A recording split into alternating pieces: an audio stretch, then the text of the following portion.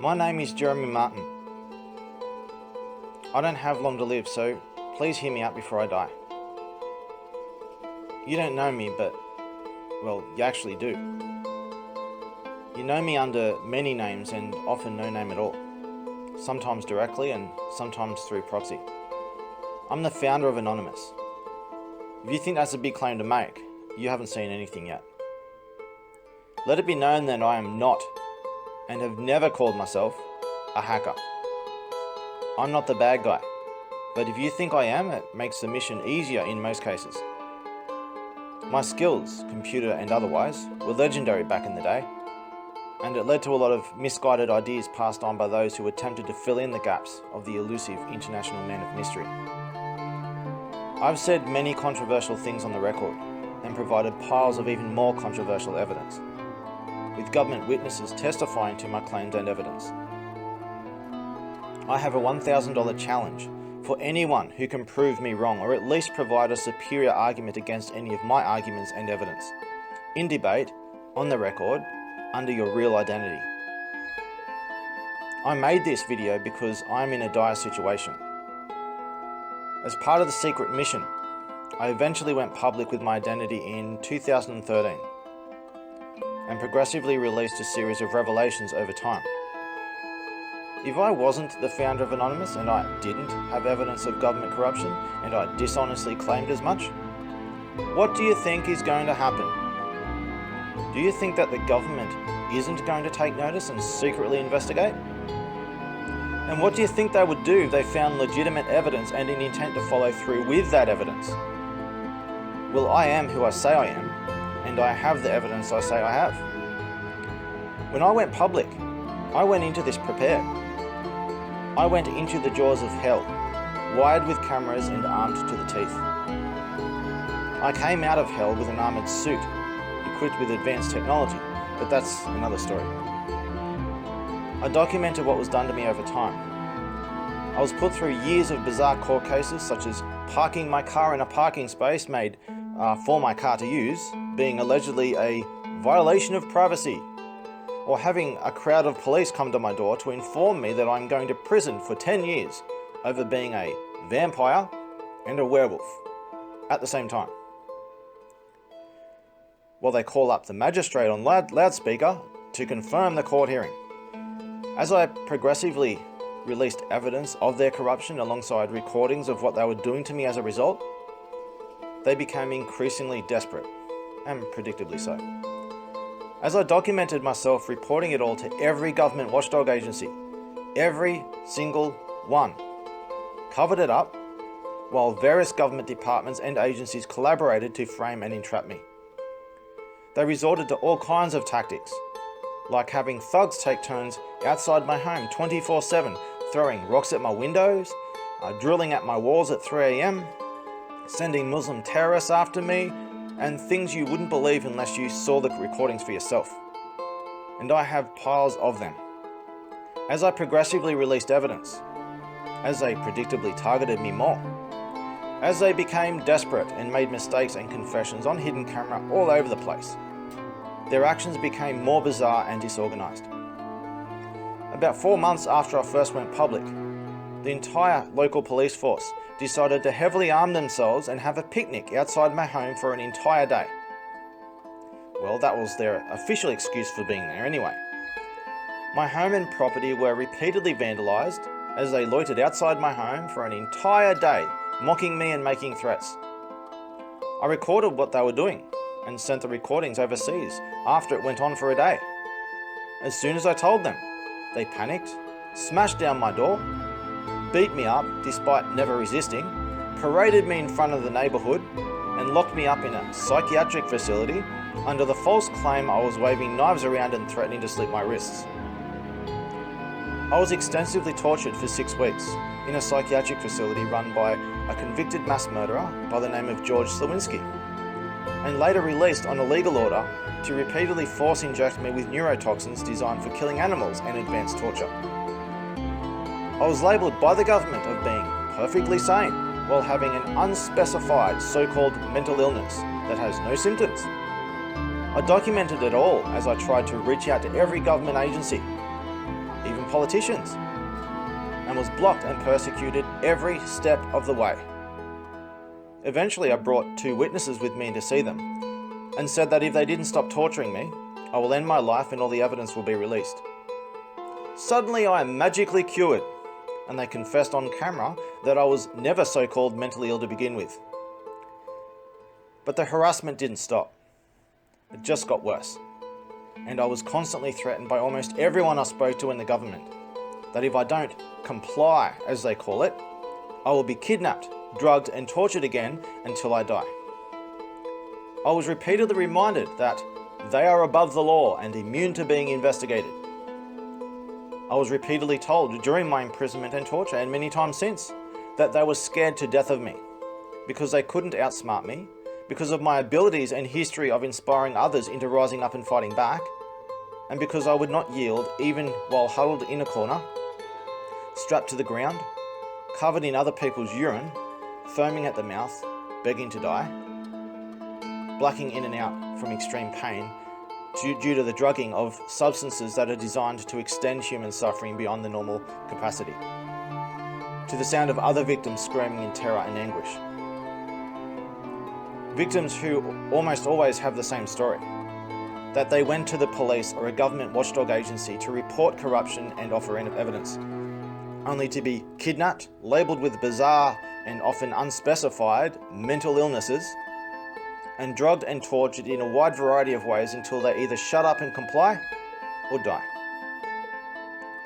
After they confessed I was never so-called mentally ill to begin with, and stopped drugging and persecuting me under bizarre so-called legal orders, and after their ongoing campaign to defame me by spreading all kinds of bizarre lies about me, I still had supporters who knew the truth. Piles of evidence and witnesses who came forward, the greatest of which is now dead.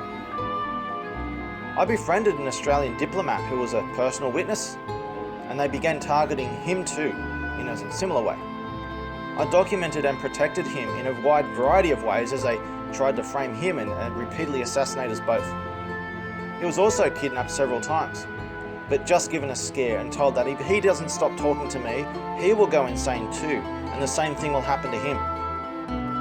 We used his associations with various government agencies to prosecute the perpetrators, only to experience the same old cover-ups and timely attacks and assassination attempts as a result, reminding us both that they were above the law. Every single government department and agency, every single politician that was contacted, every single one. Eventually, they successfully framed him in court for the very crimes they were doing to him. Absolutely no rule of law. Every single branch of government, every single step of the way. Shortly after the court case, he suddenly disappeared and corrupt police came to me trying to find out where he went. He had to do a runner. Keep in mind that I'm just giving you a brief overview with tiny examples here. There is so much more and so much worse, and piles of it are publicly available to see for yourself. After my diplomat friend disappeared, their harassment and attempts to frame me, entrap me, defame and assassinate me went completely out of control. And that includes a breakdown in relations between them and their Muslim terrorist fellow conspirators that they used to attack citizens. By 2016, I was progressively under a long, growing list of bizarre legal orders in an attempt to close in on me from every angle and find something they could get me with. They eventually organised a series of legal loopholes and technicalities to justify coming to my home and killing me, with a countdown deadline. You see, I recorded and live streamed everything they did, so, it was hard for them to try and do me in when I'm watching them. Who watches the watchers? I do. Around the deadline, on 11th of the 11th, 2016, at 11:11 AM, at a time I clearly chose for symbolic reasons, I uploaded several gigabytes of evidence of systemic government corruption and horrific crimes on a massive scale, involving kidnapping, torture, assassination, and virtually every crime you can imagine coming from every level of government. And I publicly sent it to every mainstream news network in the country. Can you guess what happened? An hour later, assassins were outside my home with weapons, vandalising my property and ordering me to come out and fight them, or else they will slit my throat in my sleep. After a few hours of it, I went out not to fight them, but to get them on camera. They attacked me on record. I defended myself non-violently, and they chased after me as I escaped back into my home. A short time later, police are at my door charging me for attacking the assassins outside my home.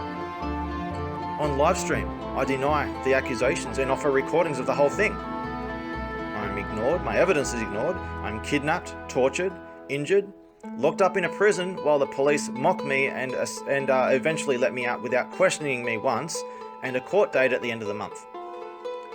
While the verbal accusation is that I attacked assassins in my own home, assassins who never testified against me, for obvious reasons, the written documents constantly and dramatically change, eventually ending in a claim that I was going around in a mask, attacking random people and scaring little old ladies.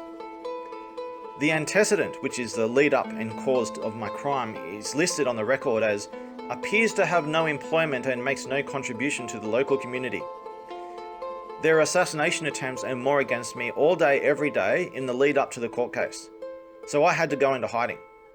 I tried to reach out to politicians and more, while the local politician tried to find out where I was and trick me into being kidnapped again. When the court case came, I turned up, and their attempt to make me disappear through kangaroo courts failed.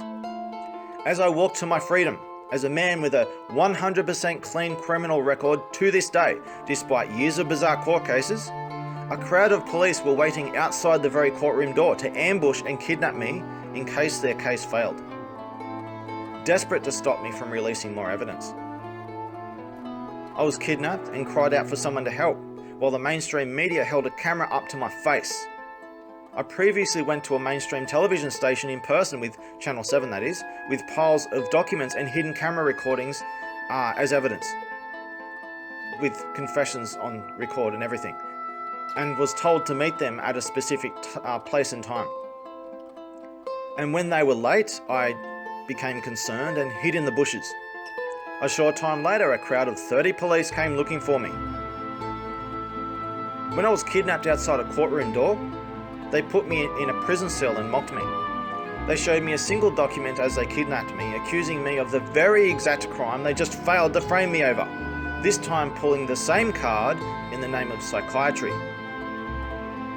When they can't get you even in a kangaroo court, when they can't assassinate you because of your document and live stream everything, when they can't do you and can't frame it and trap you anyway, all they need to do is accuse you of a so-called mental illness without evidence, and have anyone, anytime, kidnapped on the spot, imprisoned, drugged, tortured, and more. By simply accusing someone of being so-called mentally ill, a police officer or government official can use secret fake laws that bypass any need to get a warrant. No need to explain and prove their accusation, and they are completely immune to being investigated over it, while the accused is kidnapped on the spot, imprisoned indefinitely, drugged, and stripped of every single right. And when they eventually do have a court case, they do so while the victim is heavily drugged, tortured, subjugated, and where the accuser is also the judge and jury. None of this is by accident.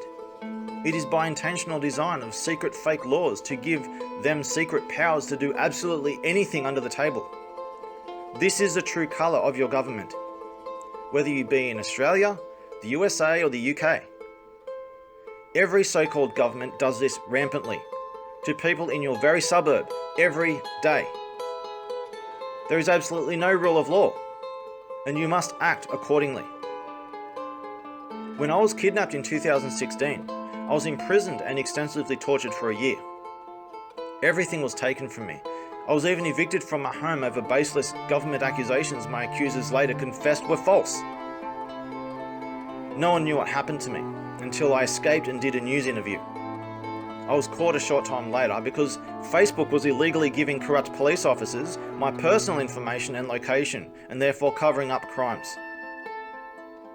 Crimes on a massive scale, that is, too. Word got around about what happened to me. I gained supporters as people began looking at my evidence. I also gained many fake supporters who tried to write on my name for self-gain and betrayed and sabotaged me. After a year of being in prison for a reason no one was able to decide on, it took an international political intervention to get me out. When I got out, I was to be drugged under a list of bizarre, oppressive legal orders for the rest of my life. They only ever labelled my so-called mental illness in one document, which said I had a mental illness of documenting government corruption and being too smart for his own good. But of course, my records are repeatedly changed, and who knows what they say on any given day. To avoid being drugged and tortured further after already going in and out of hospital emergency, almost dying from it over and over, I went on the run, and they eventually made an official announcement that they weren't hunting me anymore. But of course they were. Every time I returned home, I would find that my home had been repeatedly broken into and vandalised, followed by police raids that never happened in an attempt to ambush and kidnap me and make me quietly disappear again. I have effectively been a fugitive without a crime ever since, over whistleblowing and the like. Every time I access any government service, they come after me, mess with my records, raid my home, send me death threats and all kinds of framing attempts and intricate ways of spitefully messing with me. Any attempt to report it to any government agency, you should know by now what happens. When I went on the run, for a year and a half, I was consecutively banned on social media and unable to say anything. I might get a chance to say one or two things before getting banned again at best. Banned for hate speech, no matter what I say. And even for not saying anything. Banned for receiving beheading threats by Google and Facebook employees. Or just banned for no reason given, or bizarre ban messages full of spelling mistakes. And on the rare occasion I am able to get a message through, I get police threats of locking me up again and telling me to watch what I say on the internet. I'm censored everywhere, but in recent times most of the censorship suddenly stopped for reasons that should be obvious. Outside of Australian political parties making official censorship requests, that is. After I was repeatedly kidnapped and tortured, I've been delayed, diverted and blocked from medical treatment every single step of the way. I've needed urgent medical treatment for the damage done to me from being tortured by the government. In what is supposed to be a first world country, I have absolutely no rights and no access to any medical services. I'm just given the runaround at best. About a year ago, after trying to recover from what was done to me, my health rapidly declined. For a year now, I've been trying to get urgent medical care with no success. I tried to go to hospital emergency twice this year. The first time, they refused to help me. The second time, it just happened. And this is what this video is about. I can't wait any longer. I could die any day now. The only medical care I've been offered by the government is for the same group of people who imprisoned and tortured me to perform surgery on me to remove pieces of my organs to study them, which makes no sense outside of an excuse to do more harm or worse. Of course, I'll magically disappear in the process if I don't die. Since I'm dying anyway, being mutilated further for no coherent reason was all I had.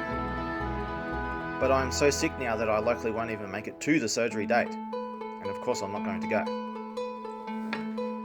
So I went to hospital emergency department of the same hospital that kidnapped and tortured me. I didn't go there with any hope of getting medical care. I went there wired with cameras to show what happens and put evidence in the face of those who cover their eyes and ears in ridiculous denial. It's just pathetic at this point that anyone would even deny this shit. It's just an excuse to turn a blind eye and not take up their own responsibilities, because all they really give a shit about is themselves. The live streams have been conveniently muted, but I uploaded other recordings from other devices to show what happened. Of course, they conspired to kidnap me again in a disturbing recording. I escaped just in time and got the whole thing on record. I did this not for my sake, but to provide evidence to force people to face what's going on and their responsibility to do something about it, and the consequences if they don't. I want you to find the recording I uploaded and listen for yourself. I want you to go through the many piles of evidence I've uploaded. I provide here with this video various resources, including a 10 gigabyte download to offer samples of damning irrefutable evidence of what is 50 times more than that. If I don't get urgent medical treatment and political asylum, I will be dead soon. In fact, I've tried ever since I went public, and I've either been betrayed and sabotaged or completely ignored, even by whistleblower organisations who have a history, every single one of them have a history, including WikiLeaks, of ignoring people and turning a blind eye and betraying those who give them evidence. In fact, I was repeatedly interrogated over sending WikiLeaks files. I went into the jaws of hell, wired with cameras, sacrificing everything to give you the evidence you need to justify the appropriate response. I need urgent medical care and political asylum, but I also need legitimate heroes who are willing to work together, protect each other with force when necessary, especially against the likes of corrupt government officials and police, do the hard work and enforce the rule of law personally. If you can't help me with any of that, then at least share this message and help it reach those who can. If you don't, then all the work and sacrifices I made will be wasted and you will lose the only chance you have. Many whistleblowers have come forward, and most of them have been silenced with the government label of a mental illness. Most of them are now dead of torture and mutilation beyond anything that I should even say here, because you ignored them out of convenience. Where you only care so long as you're the victim, and you expect someone to save you when you won't do the same. I've taken many bullets for you, just to give you the chance to step up to your obligations.